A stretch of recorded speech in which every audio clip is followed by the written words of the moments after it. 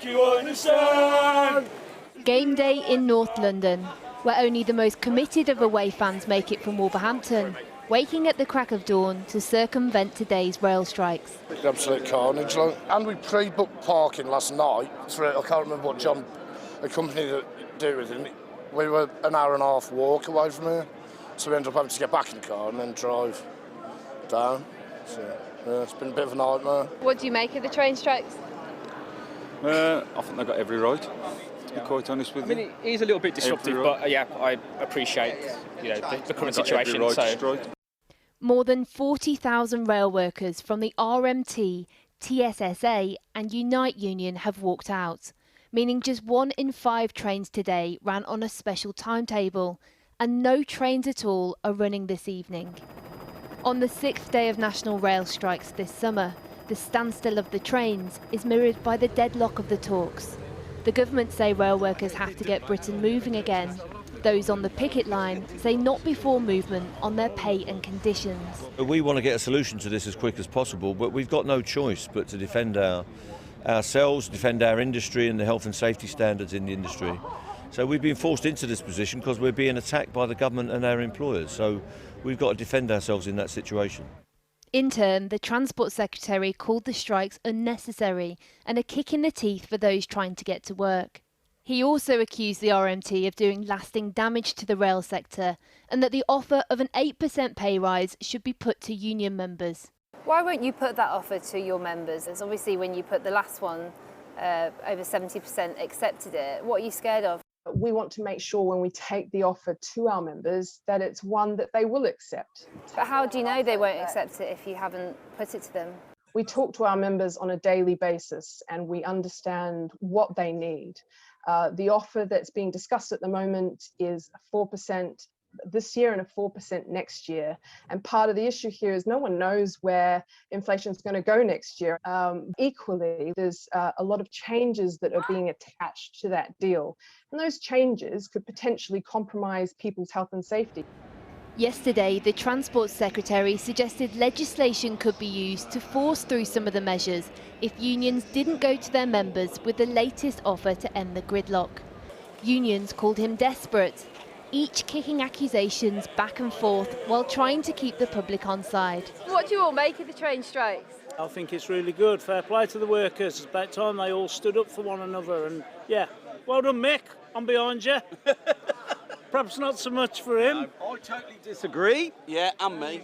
I think they earn enough. Give it the nurses. Today, the RMT warned more industrial action is very likely until they reach a deal, apparently confident that standing firm won't end in an own goal. Anya Pop reporting. Well, joining me now is the Assistant General Secretary of the RMT Union, John Leach. John, thanks for coming on the programme. Why don't you just put the deal to your members? And if they don't like it, then you can at least go to the government and say, we tried, we failed, come up with something better.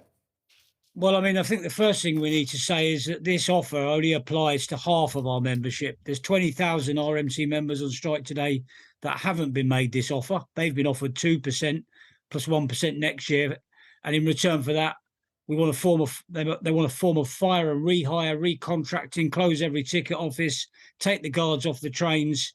The other membership who have been offered 4% for this year, 4% for next year, and for 1,000 redundancies plus and a whole host of other cuts in return for that. We have consulted our representatives, hundreds of them, and they didn't laugh it out the room. This is too serious for that. But why on earth would we put an offer that's less than half of inflation to our members in a referendum? We will have a referendum vote at the end of all of this when we've got a reasonable offer. At the moment, it doesn't even touch the sides. And really, all this nonsense about putting it to a vote in that context needs to be seen for what it is, which is a smokescreen of a wholeheartedly inadequate offer. And the fact that the government have provoked this strike, provoking my union and others, and really should energise themselves on trying to resolve the dispute rather than make it worse. But what are you afraid of? Are you afraid that actually, a surprising number of your members might vote for the deal? Is that what it is? We're not afraid of we're afraid of nothing. 40,000 RMT members today have walked out yet again, and it will happen again if we need to secure a reasonable offer from the employers. We're not going to go through a referendum vote that we know is a waste of everyone's time. We're not against votes. We have votes all the time. And of course, we had a number of votes to get the mandate to go on strike.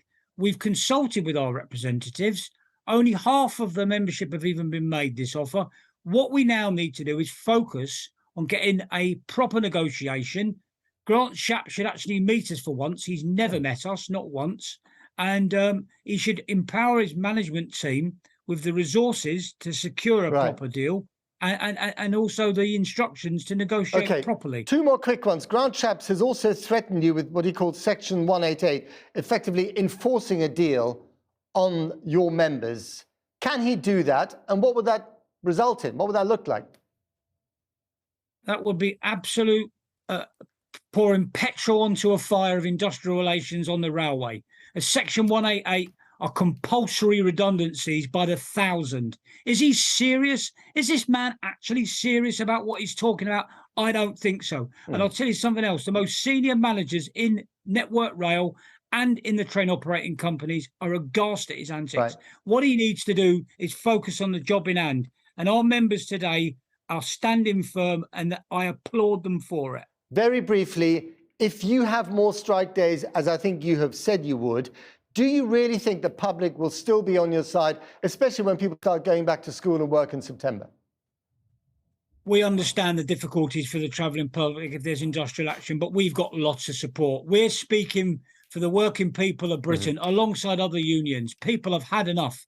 The people of this country need a square deal, and that includes the 40,000 men and women who are on strike today on the railways. We've got lots of support, and we're going to win this dispute. All right, we're going to leave it there. John Leach, thank you very much indeed.